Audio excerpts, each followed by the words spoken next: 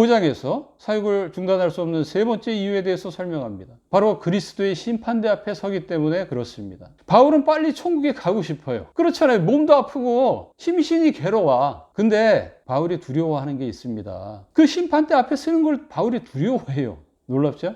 왜 두려워할까요? 바로 고린도 교회 때문에 그런 겁니다. 바울은 예수님과만 연합이 되어 있는 게 아니라 고린도 교회, 일반 성도들하고도 연합이 되어 있다, 이렇게 생각을 하고 있는 거예요. 자, 바울은 그 사도행전에서 이 성 중에 내 백성이 많다라는 그런 음성을 주님으로부터 들었죠. 고린도 교회 하나님 백성이 많아요. 예를 들어서 한 10,000명 정도 된다고 합시다. 그러면 바울이 나중에 죽어서 예수님의 심판대 앞에 섰을 때 혼자만 서는 게 아니야. 왜냐하면 연합이 돼 있으니까 이 10,000명하고 같이 쓴다고. 그 10,000명하고 같이 섰는데 너희 10,000명 다 천국. 이러면 바울이 기분 좋겠죠. 근데 그 가운데 몇 명이라도 너희들은 지옥 이러면 바울이 괴로운 거죠. 왜냐? 예수님이 이 땅에서 사역을 하실 때 뭐라 그랬어요? 아버지께서 주신 자는 내가 한 명이라도 잃어버리지 않았다.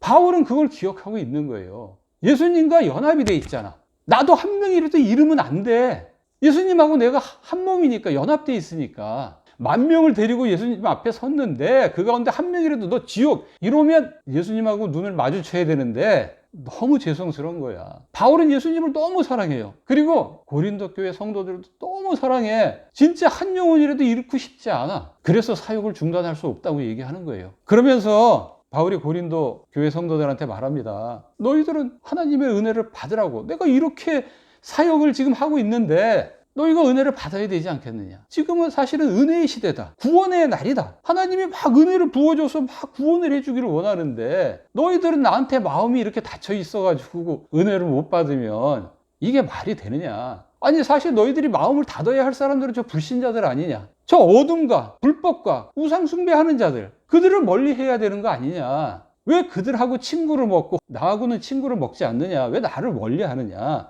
그러지 말고 우리를 영접해라. 이게 6장에서 7장까지의 내용입니다. 그 다음 8장에서 9장에서는 너희들이 이제 하나님으로부터 믿어 은혜를 받았으면 구제 헌금을 해라. 그것은 당연한 거다. 지금 예루살렘 교회가 기근으로 인해서 굉장히 어려움을 겪고 있어요. 바울은 지금 여러 지역을 다니면서 여러 교회들에게 지금 구제 헌금을 얘기하고 있지 않습니까? 서로 도와야 된다고. 근데 이 구제 헌금에 대해서 얘기할 때 바울이 또 연합 원리를 적용해요. 그래서 8장 9절 같은 데 보면 뭐라 그러냐면 예수님은 부요한 분이시지만 가난하게 되신 것은 너희를 부요하게 하기 위해서다. 십자가와 부활에만 연합이 되어 있는 게 아니라 예수님의 삶 전체에 연합이 되어 있다는 거예요. 자, 예수님이 부요한 분인데 가난하게 됐어. 왜? 가난한 우리를 부요하게 하기 위해서. 그러면 우리가 연합되어 있으면은 우리도 가난해야 되겠죠? 그래서 구제 헌금을 하라는 거예요. 더 가난한 사람들이 있으니까. 그러면 그렇게 헌금을 왕창 하면 우리가 가난해지게 되지 않느냐?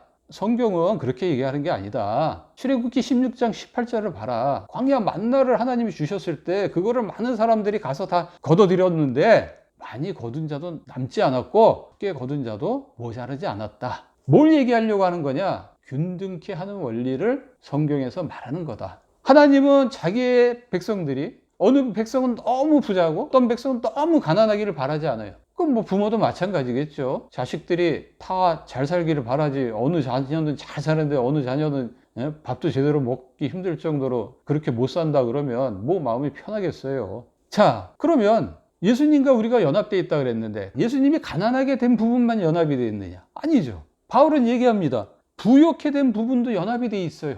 놀라운 사실입니다. 하나님께서 너희에게 은혜를 풀로 줘. 그러니까 넘치도록 준다고. 왜 그렇게 주느냐 하면 너희가 가난한 성도를 구제하기 위해서. 그러면 가난한 성도들은 어떻게 해요? 하나님께 감사하죠. 감사하면 하나님 또 어떻게 해요? 나에게 은혜를 베풀어요. 큰 은혜를 또. 그럼 내가 구제를 해요.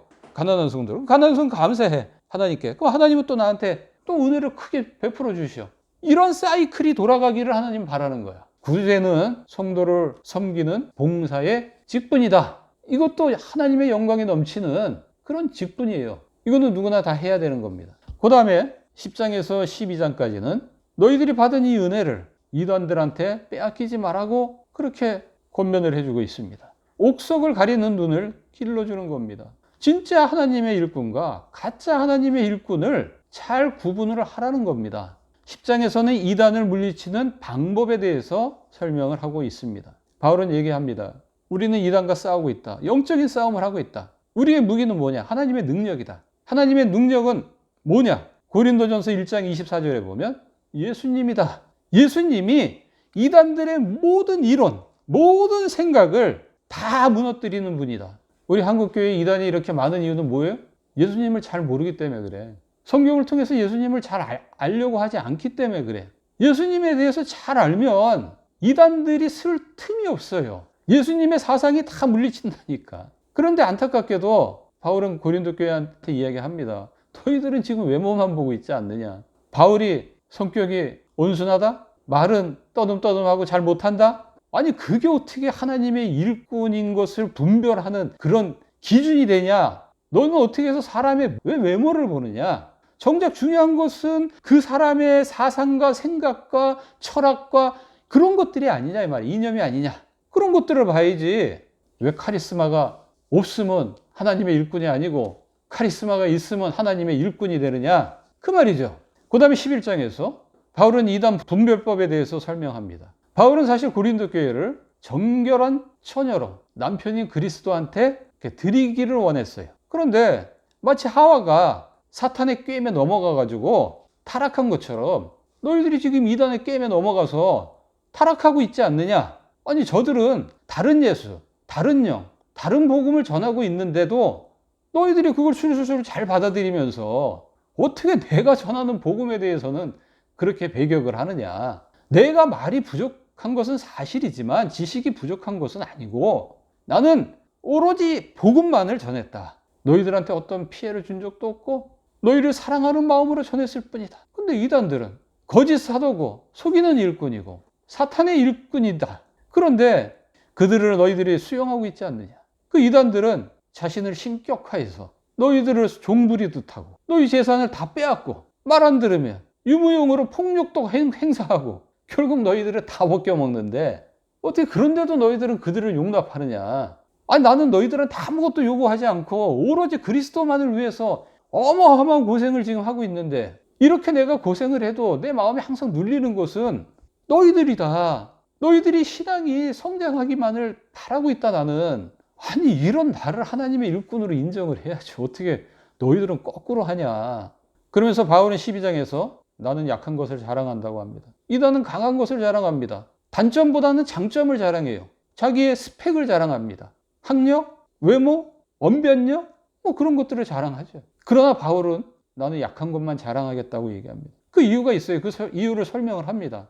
나는 천국까지도 가봤다. 환상 가운데. 진짜 가보니까 환상적이더라. 그리고 나는 예수님으로부터 많은 계시도 받았다. 그래서 자고하지 않도록 하기 위해서, 자만하지 않도록 하기 위해서 예수님이 육체의 가시 곧 사단의 사자를 주셨다. 즉 몸에 질병을 주셨단 말이에요. 그래서 내가 3번씩이나 이 질병에서 낫게 해달라고 기도했는데 예수님께서 나한테 뭐라고 말씀하냐면 그게 12장 9절에 나옵니다. 내 은혜가 네게 족하도다. 이는 내 능력이 약한 데서 온전하여 짐이라. 이 주님의 말씀을 듣고 바울은 크게 기뻐했습니다. 그래서 내가 약한 걸 자랑하는 거다. 내가 약해야 예수님의 능력이 온전하게 나타낸대잖아. 하나님의 일꾼들이 약해야 하나님의 능력이 안 되잖아.